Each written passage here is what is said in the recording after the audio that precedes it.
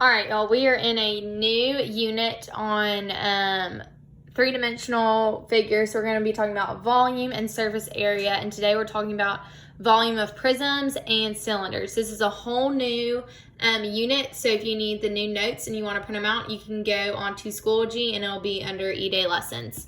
Also, as you can see, number one is I've already worked out for you, and that is because this is take 2 of me trying to do this video, because in take 1, my grandma, who's bored out of her mind, being quarantined, called me. So it cut off the video. So I'm just going to talk you through what you missed out on the first take. So when we are talking about volume, it has to be a 3-dimensional figure to have volume. 2 dimensions aren't going to have volume. To find the volume, to find the volume of anything, you're going to take the area of the base and multiply it times the height. So think about this. If I have we'll just use this cylinder, for example. If I know the area of the bottom and I know how tall it is or how many layers there are, then I can find the volume. When you think of volume, I want you to think about how much stuff can fit inside of it completely. So it's like, how much water could I pour into this cylinder? It's the amount that can go inside.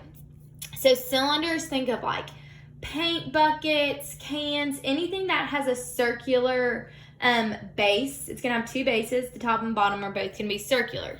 When you think of a prism, this is going to be a 3-dimensional figure that has a base, 2 bases, and they're both going to be polygons. And then all the sides are going to be rectangles. So, for example, let me find you 2 real-life objects that I know y'all think that math is not, sorry, that was my dirty clothes. I know y'all think math is not everywhere, but here are 2, let me say this here real quick, 2 real-life objects of prisms. So here we have a prism, because we have a square base, and we have 2 of them. So here's one of my square bases, and here's the other. And then all of the sides are rectangles. So square bases, rectangle sides. So a prism is anything that has 2 polygon bases and rectangular sides. Here is a cylinder. It's a candle, and it has circular bases, 2 circular bases, one on the top, one on the bottom. And notice how it doesn't have any edges on the side. It's just one circular figure. There's no points or vertices. So cylinder has no vertices or points. You see how this prism has points or vertices where sides meet. So that's your little real life explanation of prism and cylinder. So now getting into this, when you want to find the the volume of a 3-dimensional shape, you have to have the area and the height. For a cylinder, it's pretty straightforward, because the area of a circle is going to be the same no matter what, and that's going to be pi radius squared. And then you're going to multiply it by its height. For a prism, depending on what shape the base is, you're going to be using different formulas for the area. So for prism, just pretty straightforward. We're going to say area times height, and that area formula might change depending on what shape it is. So if we get into number 1, I'm just substituting my information into my formula. So I have pi radius squared times height. The height is 7, so I'm just going to substitute that in there. The radius, they told me, is 8. I'm going to square that, and then I'm going to multiply it by pi. In this case, I just left it as pi. You can multiply it by 3.14, whichever floats your boat. Whenever you have a test on it, the instructions will specify. And you should get 448 pi kilometers cubed. The reason it is kilometers cubed is because this is a 3-dimensional object. So when you have 3 dimensions, when you're finding the volume, you need to make sure your units are cubed. Okay? So going on to we're going to drop down to number 6, because that's another cylinder. On number 6, same formula. So the volume of a cylinder is pi radius squared times height. All you have to do is substitute that information in. So I'm going to have volume is equal to pi. My radius is 5 squared times my height, which is 4. So 5 squared is 25 times 4 times pi. is equal to the volume. So I'll get the volume is equal to 100 pi. My units are inches, and I'm going to cube it because I'm looking for the volume. So 100 pi inches of whatever liquid you want to talk about, or whatever you're using to find the volume, would fit inside of this cylinder. Okay, so that is cylinders. We'll do one more. If you look at number 9, same thing, you're just substituting it into the formula of pi times radius squared times height equals volume. So I'll do pi times radius squared. This one's trying to trick you. The radius is not 22. The radius is half of that, so that would be 11 squared times the height of 10 will equal the volume. So now you have pi times 121 times 10 equals the volume. I can simplify that to 1,210 pi feet cubed is equal to the volume. Okay, cylinders are pretty straightforward. Prisms are pretty straightforward too if you know how to find the area of these certain bases. And this is what we just had a test on. How do you find the area of a polygon? So this is a 1, 2, 3, 4, 5, 6 sided shape. So that is a heptagon. So I need to find the area of the heptagon. So remember that an area of a polygon is equal to 1/2 the perimeter times the apothem. So they were super sweet to you in this problem, and they gave you the side length and the apothem. So we don't have to do too much extra work to find it. So I'm going to note it's 1/2. The apothem, they labeled it right here, is 3.5. The perimeter is going to be the sides all added up. So right here it tells me this one side length is 4. Okay, so I could do 4 plus 4 plus 4 6 times, or I can do 4 times 6. I'll get 24 feet squared. That's the area, because I'm just looking for the area of that base, and it's feet squared because the base is only 2-dimensional. So now I have 1/2 of the apothem, which is 3.5 times 24 is equal to 0.5 times 3.5 times 24. 42 is my area. So that's going to be 42 feet squared. Also, I just realized I told you that this is feet squared. Not the case. It's just feet. Perimeter is just feet. That was my fault. Okay, so my area is 42 feet squared. So now my area of the base, so now I just need to know how many layers it is. And there's 3 feet worth of layers, so I can do my area times my height. So I'll do 42 times 3.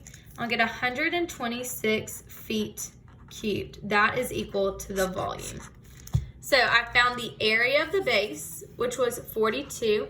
I multiplied it by the height to know how many layers there would be, and I got 126 feet cubed. All right, number 3. We have what looks to be a cube, but be careful. All of these lengths are different, so it is in fact a rectangular prism. So I'm going to need to find the area and the height to be able to find the volume. The height of this rectangular prism is 7 centimeters. The area of a rectangle is length times width. The length is 6, the width is 5, so I'm going to know the area is 30 centimeters squared. All I have to do is multiply the area times the height, which is 7, to find the volume, and I'll get 210 centimeters cubed is equal to the volume. Okay. Number 5, we have a triangular prism, so we're going to be using the area of a triangle, and we can use the area of a triangle because it's a right triangle. I know the area of a triangle is 1/2 base times height. Okay, the height of a triangle, or the height of the base, be careful, is going to be different than the height of the prism.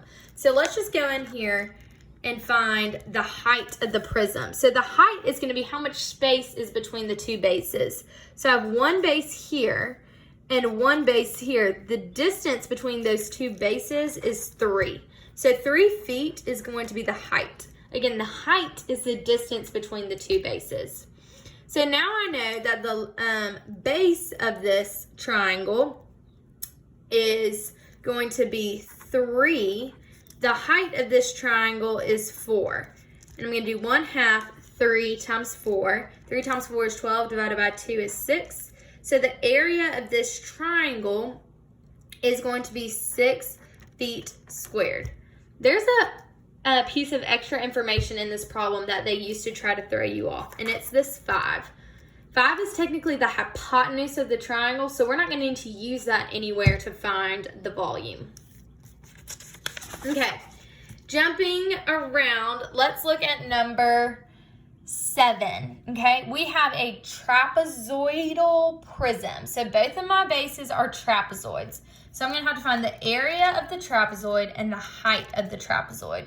Well, remember, the height is the distance between the two bases. So that's one of my bases, and right there in the back is my second base. The distance between those is 4. So 4 meters, ooh, wrong space. 4 meters is the height of this prism, okay? Now we got to figure out what the area of a trapezoid is. The formula for area of a trapezoid is 1/2 base 1 plus base 2 times the height. So the base of this trapezoid, one of the bases is 3. The other base, you can see right here, is 8. So I'm going to do 3 plus 8. 3 plus 8 is 11. I'm going to divide that by 2. And I'll get 5.5. Now I need to multiply it by the height of the trapezoid, which is marked right here, and they told me that right there is 4.3. So I'm going to do 5.5 times 4.3, and I'll get 23.65 meters squared. It's only squared because this is the area. To find the volume, I need to do the area times the height, so I'll do 23.65 times 4, and I'll get a volume of 94.6 meters cubed. Okay, so if we go down here, number 11, same idea, y'all. If you want to try to draw a picture, go for it. You have plenty of time. So, cylinder is pretty easy. So it says a cylinder with a radius of 4 and a height of 5. We're just trying to find the volume. So I'm going to draw a sketch of a cylinder, which is pretty easy. Circle on the top, circle on the bottom. It says it's got a radius of 4 and it's got a height of 5. So I just want to find the volume. Volume is pi times radius squared times height. So I will do pi times the radius is 4 times the height, which is 5. So I'll have pi times 16 times 5. In my calculator, 16 times 5 is 80. So the volume of this prism is pi times 80 yards cubed. Okay. 12, a square prism measuring 6 kilometers long along each edge, and it has a base, a square prism measuring 6 kilometers along each edge of the base and 5 kilometers tall. So I'm going to draw a square prism to the best of my ability. It's probably not too great.